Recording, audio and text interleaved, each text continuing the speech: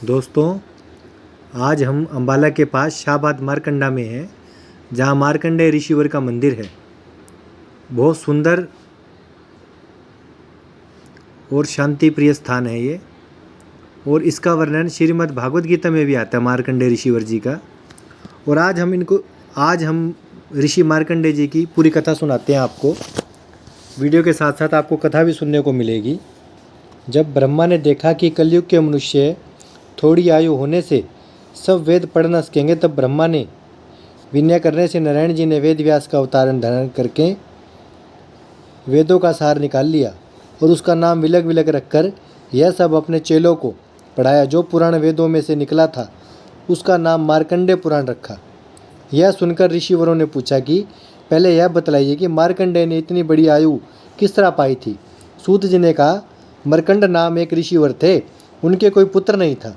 जब ऋषिवर ने संतान उत्पन्न होने के लिए देवताओं के नाम पर बहुत तप व होम किया, तब देवताओं ने दर्शन देकर कहा, हे ऋषिवर, तुम्हारे भाग्य में बेटा नहीं लिखा है, पर तप व होम करने के प्रताप से तुम्हारे एक पुत्र उत्पन्न होकर 12 वर्ष की अवस्था में मर जाएगा। यह सुनकर ऋषिवर ने विनय किया कि मैं संतान होने की इच्छा रखता हूँ, 12 वर्ष का होकर मर जाएगा तो मैं संतोष कर लूँगा। जब देवताओं के आशीर्वाद से मरकंड के पुत्र उत्पन्न हुआ, तब ऋषिवर ने उसका नाम मार्कंडेय रखा। जब वह बालक 12 वर्ष का हुआ तब उसके माता पिता रोने लगे। मार्कंडेय ने उनको रोते देखकर पूछा कि तुम लोग क्यों इतना विलाप करते हो। उन्होंने कहा कि हे बेटा, अब तुम्हारे मरने का दिन निकट आ पहुंचा, यही समझकर हम लोग रो देते हैं।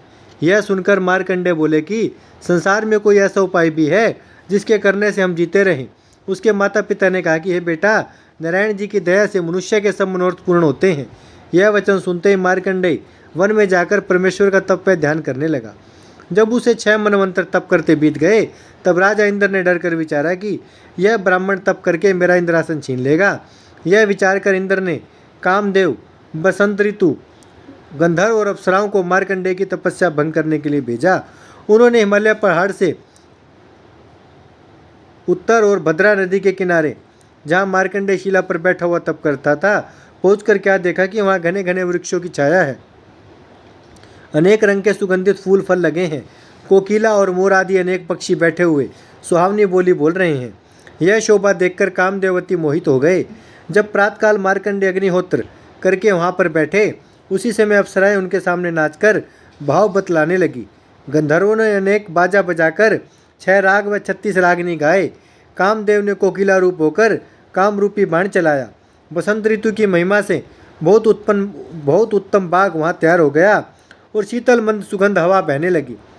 जब नाचते समय एक अप्सरा का कपड़ा हवा से उड़ गया, तब वह नंगे बदन गेंद उछालती हुई मार्कंडेय के निकट चली आई, पर मार्कंडेय का चित्त कुछ चलायमान नहीं हुआ। जब अनेक उपाय करने पर भी कामदेव और अप्सरा आदि का कुछ वश उन पर नहीं चला, तब वे लोग शाप के डर से भागकर कांपते हुए इंद्र के पास लौट आए और बहुत लज्जित होकर बोले, महाराज, हमारा पराक्रम मार्कंडेय पर कुछ नहीं चलता। यह हाथ सुनकर इंद्रादिक देवताओं ने बहुत आश्चर्य माना। देवता लोग मार्कंडेय के दर्शन के लिए वहाँ जाकर उनकी स्तुति करके चले आए। जब इसी तरह कुछ दिन और मार्कंडेय को तप करते बीते, तब नारायण जी गरुड़ पर बैठकर वहाँ गए और अपने चतुर्भुजी स्वरूप का दर्शन मार्कंडेय को देकर कहा कि जो कुछ तुझे इच्छा हो सो वरदान मांग। मार्कंडेय ने वैकुंठनाथ को देखते ही दंडवत किया और परिक्रमा करके स्तुति करने के उपरांत हाथ जोड़कर बोला, हे दीनानाथ, मैं अपनी आयु अधिक चाहता हूँ। त्रिभुवनपति ने कहा कि तू एक कल्पांत तक जीता रहेगा। ऐसा कहकर लक्ष्मीपति वैकुंठ को चले गए। 9वां अध्याय, नारायण जी का मार्कंडेय को महाप्रलय का कौतुक दिखलाना।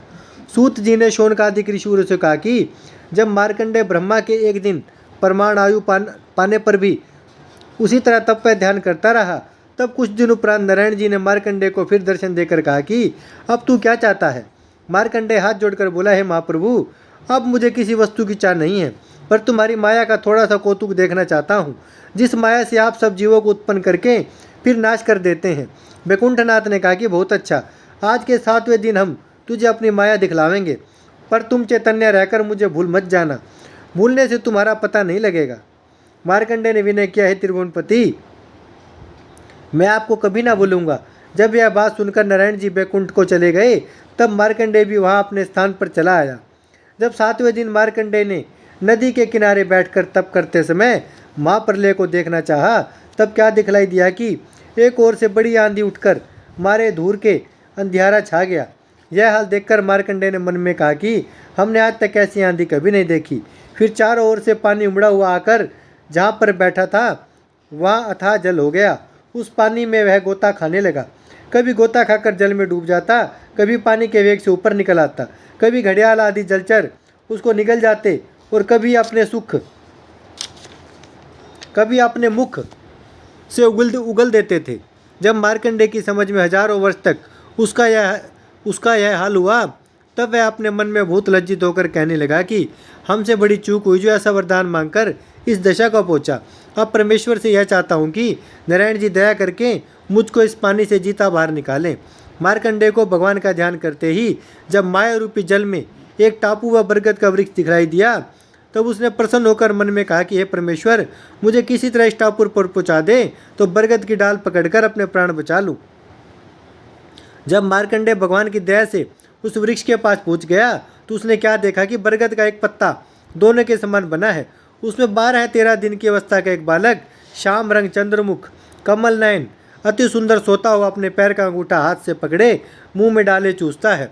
जब मार्कंडेय निकट जाकर उस बालक की छवि देखने लगे, तब बाल रूपी भगवान ने अपना श्वास खींचा तो मार्कंडेय मच्छर की तरह उनके नाक में घुस गया और वहाँ पृथ्वी, आकाश, सूर्य, चंद्रमा, 7 द्वीप, 9 खंड, 10 दिशाएं, 8 लोकपाल, तालाब, वृक्ष, नगर, ग्राम, समुद्र, पहाड़, चांदी व सोने के खाने, ऋषिवरों व मनुष्यरों के स्थान और अपना स्थान आदि सब संसारी वस्तुओं को उस स्वरूप में देखकर आश्चर्य माना। जब श्वास छोड़ते समय नाक के बाहर निकल आया, तब उसने फिर उस बालक को उसी तरह देखकर चाहा कि उसे गोद में उठाकर प्यार करे। ऐसा विचार कर मार्कंडेय ने जैसे उस बालक को उठाना चाहा, वैसे ही बालक रूप भगवान माया रूपी पानी व वृक्ष समेत अंतर ध्यान हो गए। मार्कंडेय अपनी समझ में करोड़ों वर्ष तक माया का कौतुक देखकर जब चैतन्य हो गया, तब उसने अपने को ज्यों का त्यों नदी के किनारे बैठा पाया और विचारा तो 2 घड़ी से अधिक विलम्ब नहीं हुआ था। 10वां अध्याय, महादेव व पार्वती जी का मार्कंडेय के पास आना। सूत जी ने शौनकादिक ऋषिवरों से कहा कि मार्कंडेय ने माया रूपी महाप्रलय का कौतुक देखकर ध्यान में नारायण जी से विनय किया कि हे त्रिभुवनपति, मुझसे बड़ा अपराध हुआ जो आपकी माया देखने का वरदान मांगा। जहाँ तुम्हारी माया को ब्रह्मादिक देवता नहीं जानते, बड़े बड़े ऋषिवर, मुनि और ज्ञानी उस माया में फंसे रहते हैं, वहाँ मेरी क्या समर्थ्य है जो तुम्हारी माया का भेद जान सकूं। जिस तरह मच्छर पहाड़ उठाने की इच्छा रखकर वह काम नहीं कर सकता, उसी तरह मैं यह वरदान मांगकर लज्जित हुआ। मुझे अपने शरणागत जानकर मेरा अपराध क्षमा कीजिए। मार्कंडेय जी ऐसा कहकर परमेश्वर के ध्यान में लीन हो गए। इतनी कथा सुनाकर सूत जी बोले, हे ऋषिवर, परमेश्वर की महिमा जानने के लिए सब छोटे बड़े अपने समर्थ्य पर परिश्रम करते हैं पर उनके भेद को पहुँच नहीं सकते। जिसने भेद जानने के लिए गोता मारा उसका आज तक पता नहीं लगा। अब हम मार्कंडेय ऋषिवर का एक हाल और कहते हैं, सुनो। एक दिन महादेव पार्वती बैल पर चढ़े भूत से गणों को अपने साथ लिए हुए चले जाते थे। राह में पार्वती जी ने मार्कंडेय को इस तरह परमेश्वर के ध्यान में लीन बैठे देखा जिस तरह समुद्र का पानी गंभीर रहता और हवा के बिना नहीं हिलता। तब पार्वती जी ने महादेव जी से हाथ जोड़कर विनय किए, हे महाप्रभु, इस ऋषिवर को तपस्या का कुछ फल दीजिए। महादेव जी ने कहा कि इसे किसी वस्तु की चाह नहीं है, हम इसको क्या दें।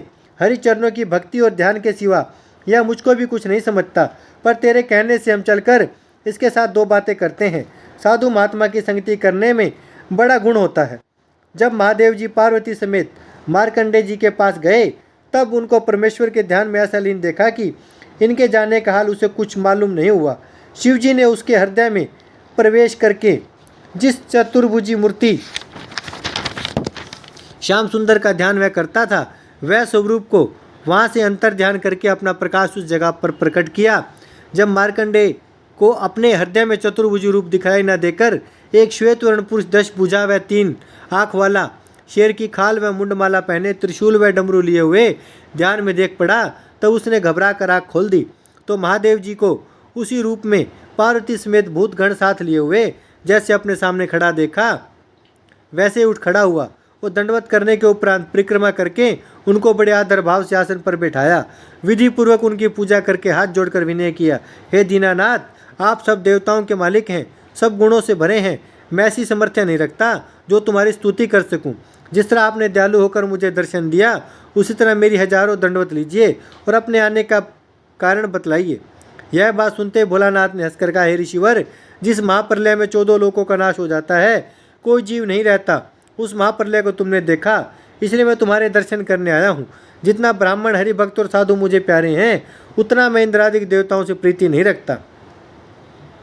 जिस तरह मुझे अपना भक्त प्यारा मालूम होता है, उसी तरह नारायण जी के सेवकों को भी जानता हूँ। ज्ञानी मनुष्य को हमारे और विष्णु भगवान के बीच में कुछ भेद ना समझना चाहिए। जितना तुम्हारी ऐसे हरिभक्तों का दर्शन पाकर संसारी मनुष्य शुद्ध हो जाते हैं, उतना तीर्थस्थान करने और देवताओं के दर्शन से पवित्र नहीं होते। तुमको जो कुछ इच्छा हो वह वरदान हमसे मांगो, हमारा दर्शन निष्फल नहीं होता।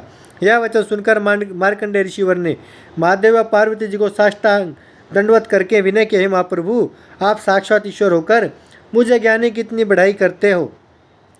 आप साक्षात ईश्वर होकर मुझे ज्ञानी को इतनी बढ़ाई देते हैं। जिस तरह कल्प वृक्ष के नीचे जाकर मनुष्य के सब मनोरथ पूर्ण हो जाते हैं, उसी तरह तुम्हारा दर्शन पाने से कुछ इच्छा न रहकर केवल यही वरदान मांगता हूँ कि वैकुंठनाथ और आपके चरणों में मेरी भक्ति बनी रहे। यह बात सुनकर शिव जी ने कहा कि तुम एक कल्प एक चिरंजीव रहकर कभी बूढ़े ना होगे, तुमको सदा मेरी और नारायण जी की भक्ति बनी रहेगी और 18 पुराणों में एक पुराण तुम्हारे नाम से प्रकट होगा। यह वरदान देकर शिव जी वहाँ से अंतर्ध्यान होकर कैलाश पर्वत पर चले गए।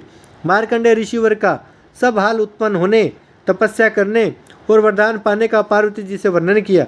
इतनी कथा सुनाकर सूत जी ने शौनकादिक ऋषिवर से कहा कि तुमने मार्कंडेय ऋषिवर का हाल जो पूछा हमने सुना दिया। ओम श्री लक्ष्मी नारायण जी नमः। भजमन नारायण नारायण नारायण, श्रीमन नारायण नारायण नारायण, लक्ष्मी नारायण नारायण नारायण।